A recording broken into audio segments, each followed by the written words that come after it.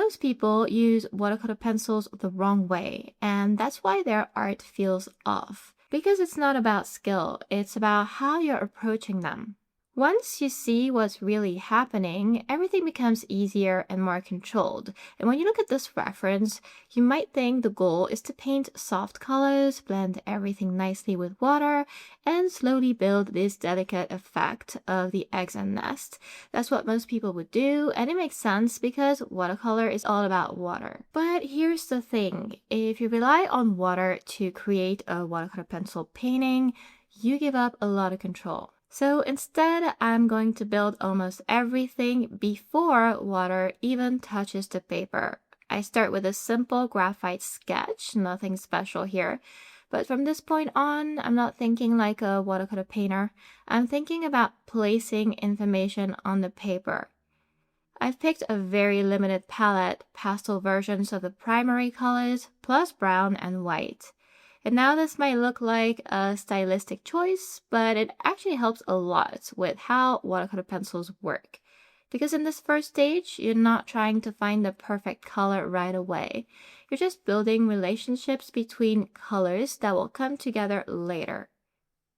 So limiting the palette makes everything feel more cohesive without having to overthink it.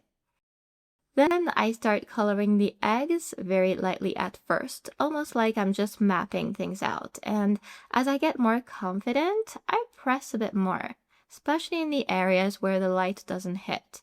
That's where I know I'll need stronger color and deeper shadows later. And this is where the biggest misunderstanding usually happens. Most people think that the magic happens when you add water, but in reality, the painting is already being decided right here in the dry stage. I'm not trying to fill everything in. I'm not even coloring the whole shape. What I'm really doing that works well for watercolor pencils is I'm building contrast, preserving the light simply by not touching certain areas and coloring others. And already, without any water, this starts to look realistic. That's important because it tells you you're on the right track before you even move on. The eggs are easy though, just one color each. So look at how to paint something more complex like this nest. I bring in my dark brown quite early, and I start coloring it too. Not to add tiny details, but to separate shapes to make each egg stand out from the others and from the nest. This is more about structure than detail. This is what we would do in a colored pencil drawing, not a watercolor painting, as you can see. And at this point, nothing is blended, nothing is softened, but it still works because what makes it work is not the water yet. It's the decision that have to do with the coloring itself. Then I move on to the rest of the nest, and instead of getting lost in all the tiny straw details, I do something very simple. I color everything with yellow first. That might seem counterintuitive, even for colored pencils, but again, I'm not trying to copy the reference exactly at this stage, and we're using watercolor pencils.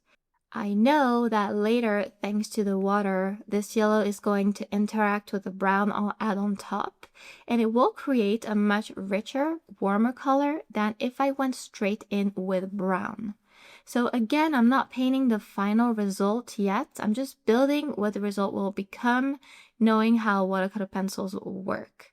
And yet, it might seem to you that I keep using the pencils like colored pencils so far, just drawing lines that follow the shape of the nest, pressing a bit more in some areas to suggest depth. When I'm done, I layer more yellow to keep the color lively and to avoid ending up with something too dull. And you can see I do this very quickly, and that's where it differs so much from colored pencils.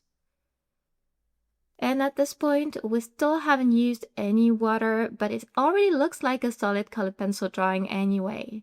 That's a really important moment because it shows you that the structure is already there. You need to see that final reference before your eyes before activation. And now I activate everything, and this is where most people think that the real painting begins, but actually this is just the revealing stage. It's what smoothes everything out and helps colors blend into each other. Something we might have achieved with colored pencils, but that might have taken a lot longer than watercolor pencils, because no water is involved there. I start with the eggs by gently wetting the white areas first and moving into the colored parts. The pigment starts to dissolve into the blank paper and soften, but it doesn't move randomly. It behaves exactly based on what I placed earlier, and that's because I'm using very little water on the brush. And remember this because this is very different from what we do with watercolors, where we use a lot more water. So I'm not creating anything new with the brush, I'm just revealing what was already there with a tad of water. With a slightly damp brush rather than a very wet one, I managed to keep things controlled. Too much water would start to blur everything and undo the coloring. That's often where things go wrong for beginners. They add too much water and lose all the structure they carefully built, and I suspect that's why so few use their pencils, since it also happened to me in the past. On the nest, I'm even more careful. I have yellow and brown there, and if I overmix them, I'll end up with a flat, muddy color everywhere. So I work in sections, again, something you do just with watercolor pencils, not watercolor. And I rinse my brush often, and I let the colors stay a bit separate so the variation remains visible. I really want to keep the coloring as it was. Now you can see this nice warm brown I was talking about appearing, with some variation and some life to it.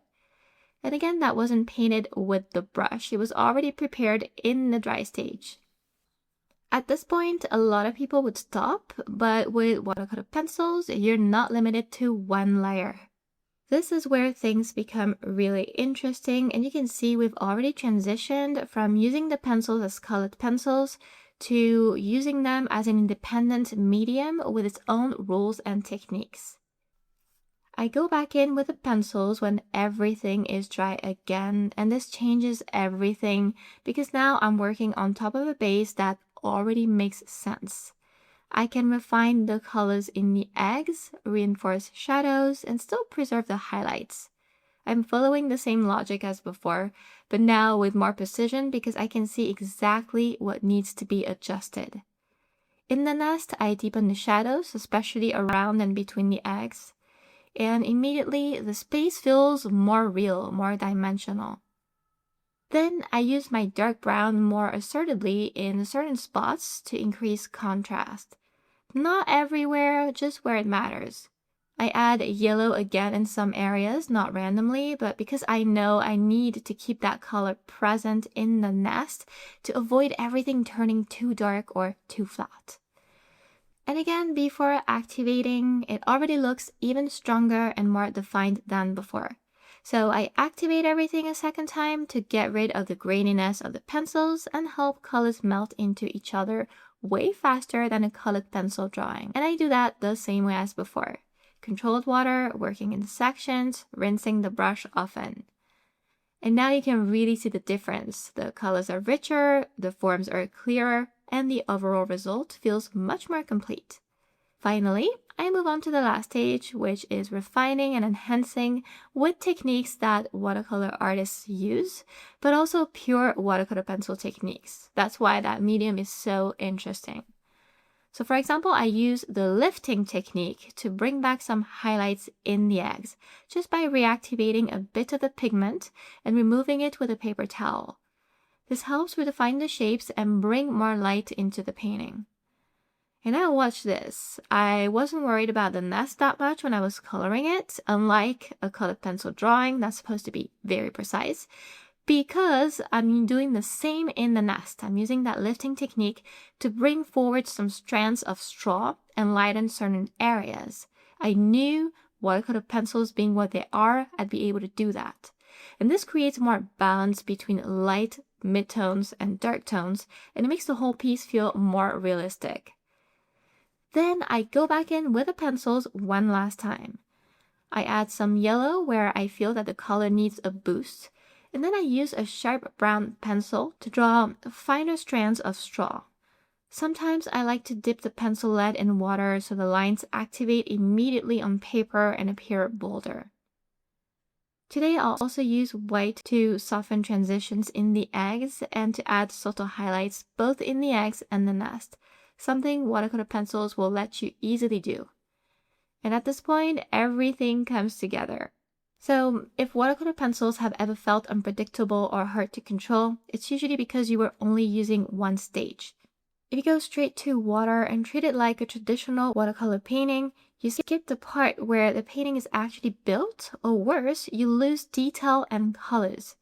But if you start thinking in stages, placing colors without taking as much care as we would with colored pencils, then revealing with water, and then refining contrast and vibrancy with the pencils and enhancing with various techniques, you'll notice that you have much more control than you thought. You can really paint anything.